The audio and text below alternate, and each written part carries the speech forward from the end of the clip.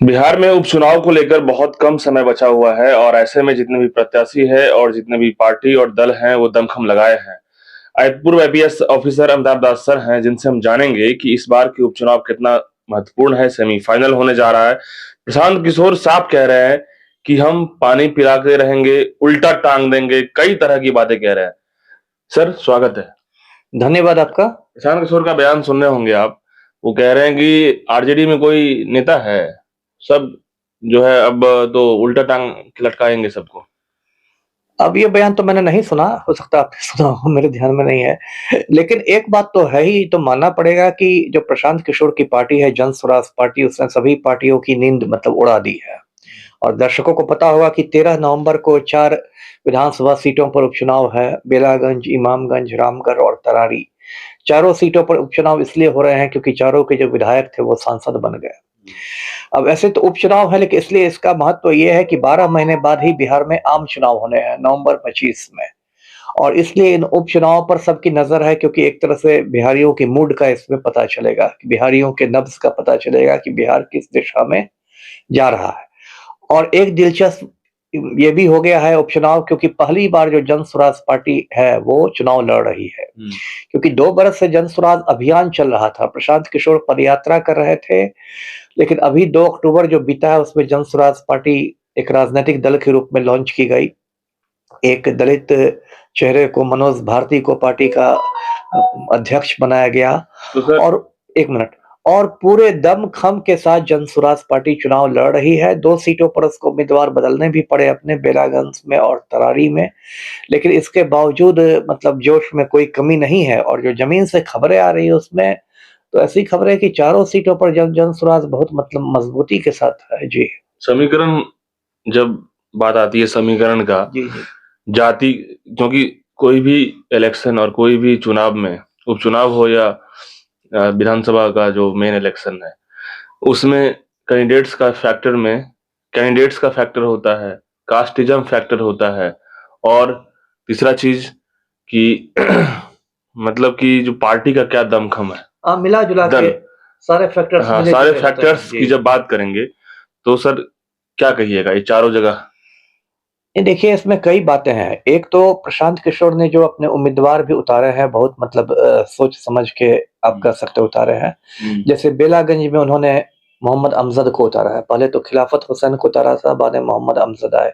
तो मोहम्मद अमजद वहाँ के पुराने खिलाड़ी हैं, मुखिया रह चुके हैं, बहुत जुझारू हैं, बहुत दिनों से वहाँ लड़ते आए हैं, जीतते नहीं है देखिए लेकिन। सर, हम जो बेलागंज में देखे, जी बाहुबलियों का पूरा साम्राज्य रहा है। जी सुरेंद्र यादव, वहीं मनोरमा देवी। मनोरमा देवी के पति मनोरमा देवी, दोनों बाहुबली कहे जा रहे हैं, दोनों यादवों में भिड़ंत।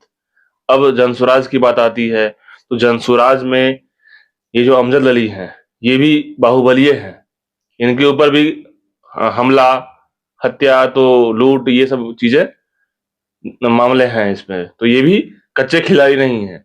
तो लेवल के अकॉर्डिंग सेट किया गया है। नहीं, बहुत सारी चीजों पर प्रशांत किशोर ने काम किया है। देखिए, प्रशांत किशोर ने एक मुसलमान को टिकट देके वहां लालू तेजस्वी का टेंशन बढ़ा दिया है। अभी देखिए, दर्शकों को मालूम होगा कि 15 दिन पहले राजद में किस हड़बड़ी के साथ शहाबुद्दीन के बेटे और बीवी को शामिल किया गया। शहाबुद्दीन के बेटे को, ओसामा को, और बीवी ऊहापोह में। नहीं, एकदम अफरा तफरी में, मतलब ऐसा लगा कि एकदम जल्दी जल्दी शामिल करो, नहीं तो वो आसमान न टूट जाए, 1 घंटे में देर हो जाएगी तो। हाँ। इस तरह की अफरा तफरी एक तरह थी। और जबकि यही मतलब 21 में ही शहाबुद्दीन की मौत हुई 3 साल पहले, और तब से तेजस्वी और लालू दोनों उसके परिवार से एक दूरी बनाए हुए थे। तो क्यों ये अफरा तफरी मची, क्यों हड़बड़ी मची ओसामा और शाही ये हिना को लाने की? इसलिए क्योंकि कहीं ना कहीं ये मैसेज जाने लगा कि मुसलमान जो है वो राजद से छिटक रहे हैं। और जैसा कि कहते हैं प्रशांत किशोर की, मुसलमान 30 साल से राजद के लालटेन में किरासन तेल बन के जल रहे हैं, और हम उस किरासन तेल को निकाल देंगे। और उन्होंने कहा हम आम चुनाव में 75 मुसलमानों को खड़ा करेंगे। आम चुनाव में तो अभी 1 साल है, लेकिन उपचुनाव में तो उन्होंने मोहम्मद अमजद को खड़ा कर दिया।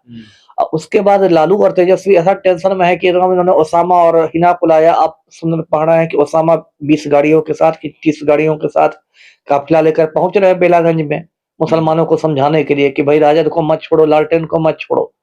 तो कहीं ना कहीं तो प्रशांत किशोर ने आपको पानी पिला दिया है ना, और लालू जैसे पुराने खिलाड़ी को।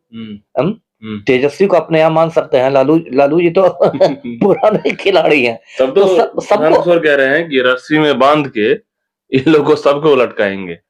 ठीक है, ये आप कह सकते हैं कि उनका बड़बोलापन हो सकता है ये भाषा उनको नहीं कहनी चाहिए थी, लेकिन ये बात सही है, हर जगह से खबर आ रही। तरारी में देखिए, भाजपा ने मतलब पूरी बेशर्मी के साथ तरारी में एक माफिया के बेटे को उतारा।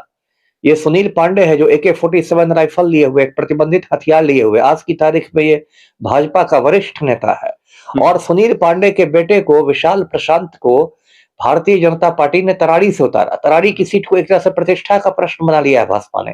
पहले सुनील पांडे राष्ट्रीय लोजपा में था, पशुपति कुमार पारस की पार्टी में, उससे तोड़ के सुनील पांडे को भाजपा में लाया गया और सब भाजपा ने अपनी नैतिकता को ताक पर रख के बेटा को खड़ा किया। और आज वहां से खबर आ रही है कि वहां पर ये बाहुबली को पसीना चल रहा है। तो बाहुबली को चोट कर रहे हैं प्रशांत किशोर जी, ऐसा चोट कर रहे हैं, कह रहे हैं कि बाहुबली का साम्राज्य को खत्म कर देंगे और परिवारवाद। जी जी, क्योंकि चारों पार्टी में परिवारवाद, बिल्कुल, इमामगंज, बेलागंज और तरारी, रामगढ़, चारों जगह जो है परिवारवाद, चारों रिश्तेदारी पर ही है, रिश्तेदारी पे ही। यानी कि प्रमोशन जो हुआ है उस प्रमोशन में बेटा को भी चाह रहे हैं कि विधायक का प्रमोशन मिल जाए, बेटा और पुतोह का। तो ये प्रमोशन वाला खेल जो है कोई और नहीं मिल रहा है, परिवारवाद का सिस्टम यानी कि राजतंत्र का जो सिस्टम है उसे खत्म करने की बात प्रशांत किशोर कह रहे हैं। तो क्या इसमें कुछ कर पाएंगे? नहीं, उसका तो स्वागत होना चाहिए। ये तो है ही कि देश में लोकतंत्र में बहुत ज्यादा परिवारवाद हावी है और ये सिर्फ बिहार की कहानी नहीं है, ये पूरे भारतवर्ष में है परिवारवाद तंत्र। हाँ, कश्मीर से कन्याकुमारी तक ये स्थिति है। मतलब यदि कम्युनिस्ट पार्टियों को छोड़ दिया जाए तो लगभग सारी पार्टियां इसकी चपेट में है ही है। मतलब कमो 19-20 हो सकता है, लेकिन सारी पार्टियां इसकी चपेट में है। बाकी यूथ जो है भटकता रहेगा। हाँ, वही प्रश्न है कि जिनका जन्म नहीं हुआ है नेताजी के परिवार में, वो लोग क्या करें? वो लोग बस दरी उठाएंगे, दरी बिछाएंगे। बाकी युवाओं से यही काम लिया जाएगा कि भाई दरी उठाओ, दरी बिछाओ, बदले में तुमको चाय पिला दिया जाएगा, है ना, मुर्गा भात है ना, छिपकर दारू भी पिला दी जाएगी, तो इसलिए ये बिकते हैं युवा। तो युवाओं की भी गलती है कि उन्होंने खुद को इस तरह का बिकाऊ माल बना लिया है। और लेकिन टिकट मिलेगा, माननीय विधायक का, माननीय सांसद तो बनेंगे भाई जो नेताजी है, उन्हीं के बेटा, भतीजा, बहू, पतोहू, समधन पतोहू, है ना, सानिध्य में लोग हैं। तो ये तो जो कहा प्रशांत किशोर ने, इसका स्वागत करना चाहिए। देखिए अब तक जो उन्होंने किया, मैं किसी पार्टी का प्रवक्ता हूं, ना किसी राजनीतिक दल से मेरा कोई जुड़ाव है, लेकिन अब तक जो प्रशांत किशोर ने बदलाव लाया है बिहार में, बहुत समय नहीं हुए, 2-3 साल हुए हैं, तो एक सकारात्मक बदलाव है और उन्होंने लोगों को मतलब मुद्दों पर बात करने के लिए मजबूर कर दिया है। तो सर, परिवारवाद और ये जो अभी है, जिस तरीके से पार्टियां में बीजेपी का इमामगंज से या मांझी जी का, तो परिवारवाद का इस बार रहेगा बोलबाला या फिर कुछ और खेल होगा? अब ये सवाल का जवाब तो आपको 23 नवंबर को मिलेगा, है ना, जिस दिन वोटों की गिनती। क्या लग रहा है अभी जो आकलन तो ये है कि अच्छी खासी चुनौती पेश की है जनसुराज पार्टी ने। अब मान लीजिए, एक बात मैं कहता हूँ, मान लीजिए विश्वनाथ यादव जीत ही जाते हैं बेलागंज से, सुरेंद्र यादव के सपूत, लेकिन मान लीजिए उनके जीत का अंतर बहुत थोड़ा मोड़ा रहता है, किसी तरह खींच खाच के 700-800 वोट से निकाल लेता है मोहम्मद अमजद को हरा के, तो ये तो एक बहुत बड़ा मैसेज जाएगा ना कि भाई आपको तो पसीना छुड़ा दिया, एक नई पार्टी ने पसीना छुड़ा दिया। आपकी पार्टी इतनी साल पुरानी पार्टी है, इतने बड़े बड़े लोग बैठे हुए हैं उसके दिग्गज सब, एक नई पार्टी जुम्मा 8 रोज पहले वो पार्टी बनी है और उसने आपको पसीना छुड़ा दिया। और उसका देखिए बहुत एक मतलब आपको कह सकते हैं मनोवैज्ञानिक, इसको कहते हैं मनोवैज्ञानिक एक असर बहुत होगा। और उसके बाद देखिए बहुत सारे अभी नेताजी जो हैं, युवा और कर्मठ नेता, है ना, जो युवा भी है, कर्मठ भी है, डगरा के बैगन भी है, वो एकदम सांस रोक के बैठे हुए हैं, 23 तारीख का इंतजार कर रहे हैं, है ना। यदि 23 तारीख को सच में जनसुराज पार्टी ने कोई धमाका कर दिया, सीटें जीत लिया, बहुत अच्छा प्रदर्शन कर दिया, एक भी सीट जीत लिया, एक भी सीट जीत ली और 1-2 जगह दूसरे 3 नंबर सब पर रह गया, तब तो जितने युवा और कर्मठ डगरा के बैगन है ना, सब कूद फांद के देखिएगा जनसुराज में भागने लगेंगे।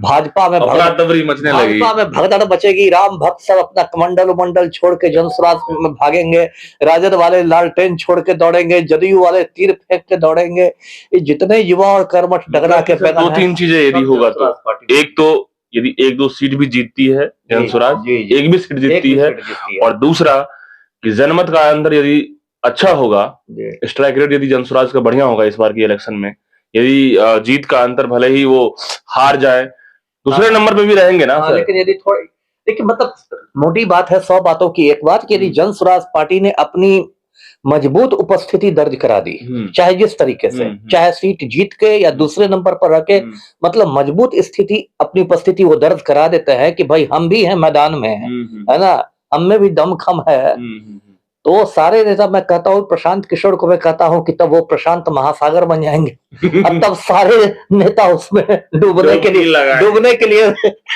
तैयार हो जाए। जी, बहुत बहुत शुक्रिया सर। तो ये जो सेशन था हम लोग का जनसुराज, और अभी जो उपचुनाव है, उपचुनाव जिस तरीके से बहुत जल्द वोटिंग होनी है और रिजल्ट आनी है, तो उसको लेकर आप समझ गए कि जिस तरीके से प्रशांत किशोर का जो स्ट्रेटजी दिख रहा है, भले ही वो तीसरे नंबर या दूसरे नंबर या भले ही एक भी सीट जीतते हैं, लेकिन यदि वो उनकी दमखम दिखती नजर आएगी इस बार चुनावी मैदान में, उनका वर्चस्व नजर आएगा, तो कहीं ना कहीं बीजेपी, जेडीयू, नीतीश और मोदी सबका निंद उड़ेगा और कहीं ना कहीं फिर एक बार भगदड़ मचेगी, राजनीतिक भगदड़, जिसको कहते हैं कि पॉलिटिकल दहशत होगा नेताओं में कि भाई कोई तो हमें लेके डूब सकता है।